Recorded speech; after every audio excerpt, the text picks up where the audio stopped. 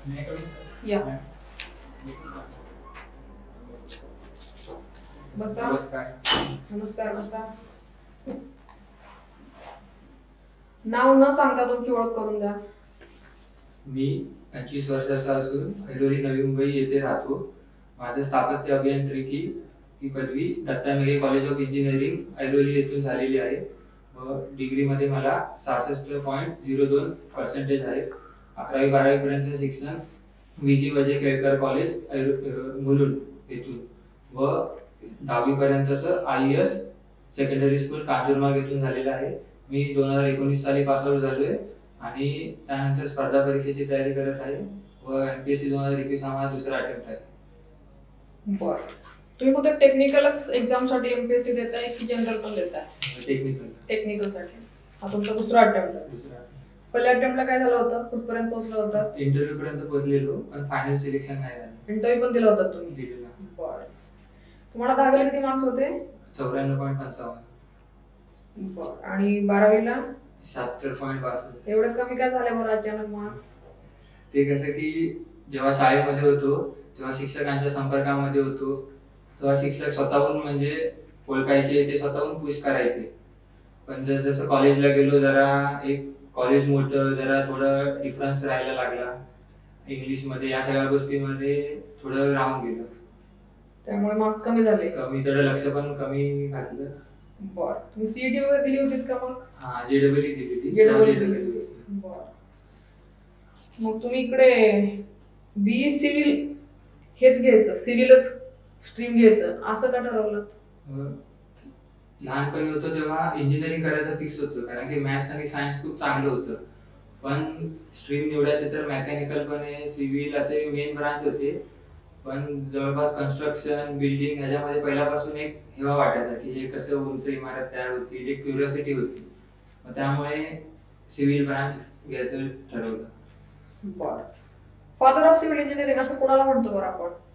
M. Visvesvaraya यांना म्हणतो. Civil इंजिनिअरिंगचा तुम्हाला काय वाटतं की तुमच्या लाईफमध्ये बेनिफिट काय झाला? तुम्ही सिव्हिल इंजिनिअरिंगचं जे प्रोफेशनल एज्युकेशन घेतलं डिग्री लेवलचं, 4 वर्ष त्यात तुम्ही इन्व्हेस्ट केलेत, त्याचा तुम्हाला तुमच्या पर्सनॅलिटीमध्ये, ओव्हरऑल लाईफमध्ये असं काही बेनिफिट झाला? बेनिफिट तर खूप झालं कारण की जेव्हा इंजिनिअरिंग प्रोफेशनल ब्रांच करतो तेव्हा 4 वर्ष पूर्ण 8 सेमिस्टर मधून जायचं आणि दिवसभर कॉलेज करणं, या सगळ्या गोष्टी. तेव्हा प्रॅक्टिकल ओरिएंटेड नॉलेज, पुन्हा प्रेझेंटेशन्स यामुळे आणि प्रॅक्टिकल नॉलेजमुळे अजून भर पडली.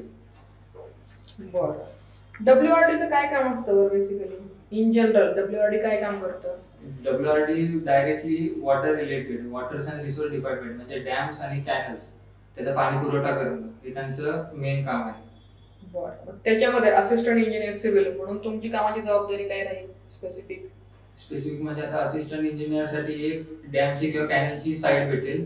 जर का साईटवर ॲलोकेट झाल्यावर मग ते त्याचं रिपेअर, मेंटेनन्स, जर का कुठे एखादा डॅम चालू असेल तर त्याचं कन्स्ट्रक्शन मध्ये किंवा डिझाईन मध्ये पण लक्ष द्यावं लागेल आणि जे चालू आहे त्याच्यावर जवळपास लक्ष देणं काम राहील.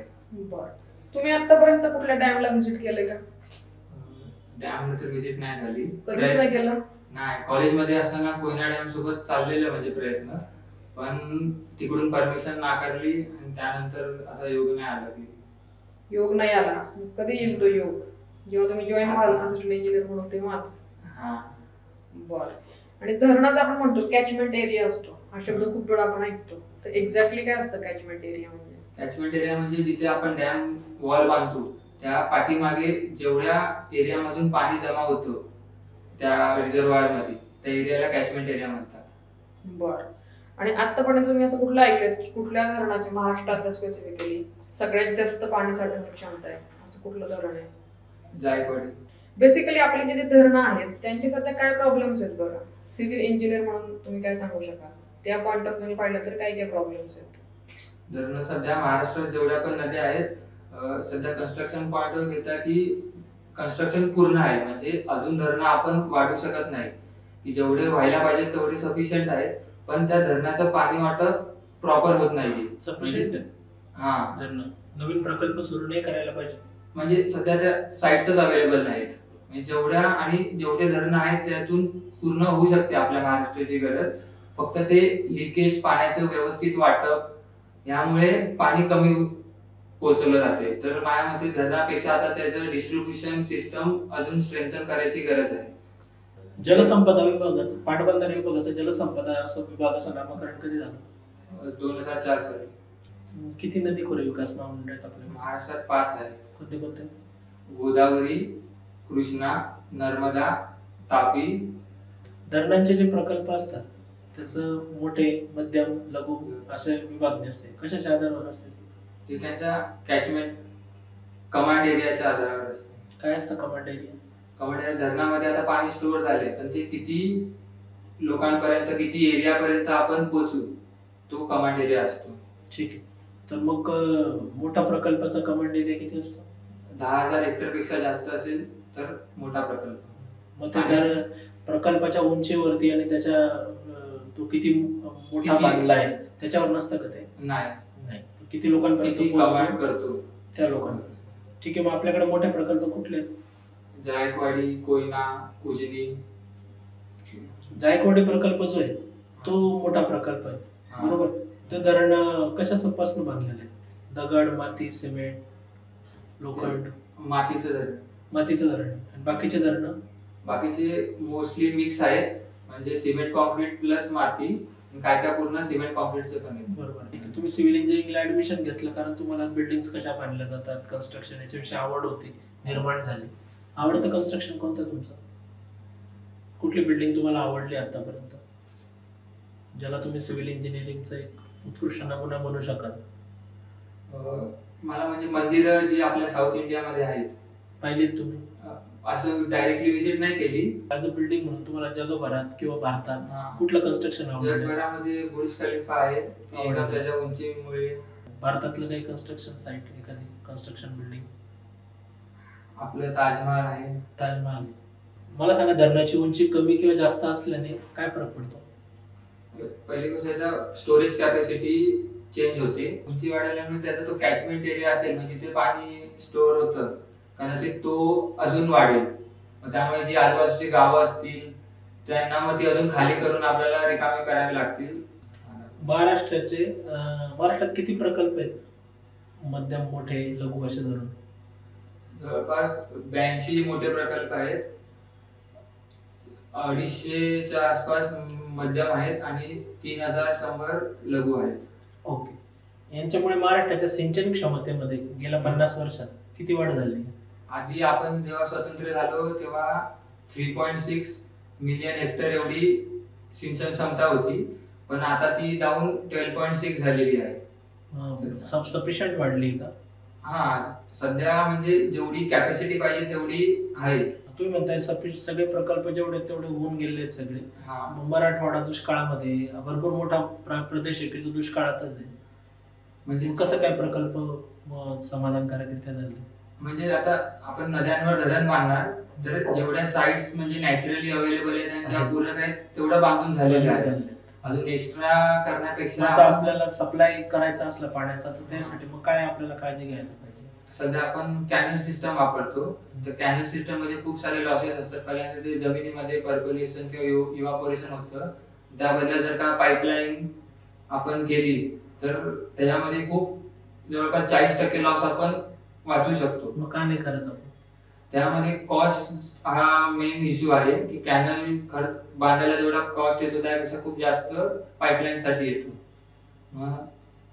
हळूहळू तरी आता सेंट्रल गव्हर्नमेंटने ते हाती घेतलेलं आहे. पण पाईपलाईन फुटण्याचा पण तो धोका असतो, फोडण्याचा धोका असतो. तर ते पाणी चोरी असं ओपन कॅनल मधून तर जास्त होईल ऍज कम्पेअर टू पाईपलाईन मधून ती खूप कमी राहील, कमी प्रमाणात.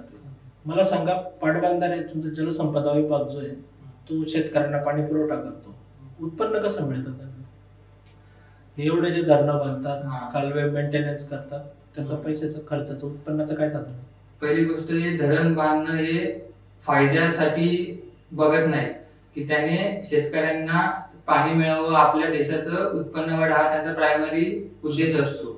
आणि औद्योगांना आपण जे पाणी पुरवठा करतो तर औद्योगिक इंडस्ट्रीमधून आपल्याला खूप जास्त रेव्हेन्यू भेटतो, शेतकऱ्यांमधून तेवढा जरा कमी भेटतो. पण त्याच्यावर आपण म्हणजे मेंटेनन्सचं काम चालू शकतो. उद्योगांना पाणी पुरवठा जो करतो त्याचं उत्पन्न जास्त असतं. बरं, तुम्ही पहा आता ह्या एंट्रीसाठी तुम्ही ह्या बिल्डिंग मध्ये आलात बरोबर. तर या बिल्डिंग मध्ये तुम्ही असं काही ऑब्झर्व केलं का सिव्हिल इंजिनियर पॉइंट ऑफ व्ह्यूने काही लूप होल्स वाटले का तुम्हाला? मी आलो तेव्हा पहिल्या मजल्यावर गेलेलो, तर सध्या म्हणजे बांधकाम चालू होतं आणि तिथे म्हणजे एवढं नीट बघायला नाही भेटलं, पण बरोबर वाटलं. म्हणजे तुम्हाला गव्हर्नमेंट जॉब मध्येच काय यायचं बरं? तुम्ही सिव्हिल इंजिनियर म्हणून एखादा स्टार्टअप सुरू करू शकता, कन्स्ट्रक्शन मध्ये उतरू शकता, तुम्हाला गव्हर्नमेंट जॉबच का करायचा आहे? स्टार्टअप किंवा प्रायव्हेट मध्ये पण खूप संधी आहेत, पण अधिकारी बनण्यासाठी एमपीएससी ची एक एज लिमिट आहे. मग त्यामुळे विचार केला की सध्या सुरुवातीला एक लिमिटेड टाइम स्पॅन म्हणजे 3 वर्षाचा विचार करून मी आलोय. तुम्ही कन्स्ट्रक्शन बिझनेस मध्ये उतरलात तर तिथून तुम्हाला जे इन्कम होईल आणि हे गव्हर्नमेंट जॉबचं जे इन्कम आहे त्याचं मॅचिंग होऊ शकतं का? कुठे जास्त मिळू शकतं? तिथून कन्स्ट्रक्शन बिझनेस मध्येच भेटून जाईल, पण सध्या एक एज लिमिट पर्यंतच आपण देऊ शकतो एमपीएससी बाकी एक्झाम. तर म्हणून सध्या तुम्ही गव्हर्नमेंट एक्झाम देणार आहात.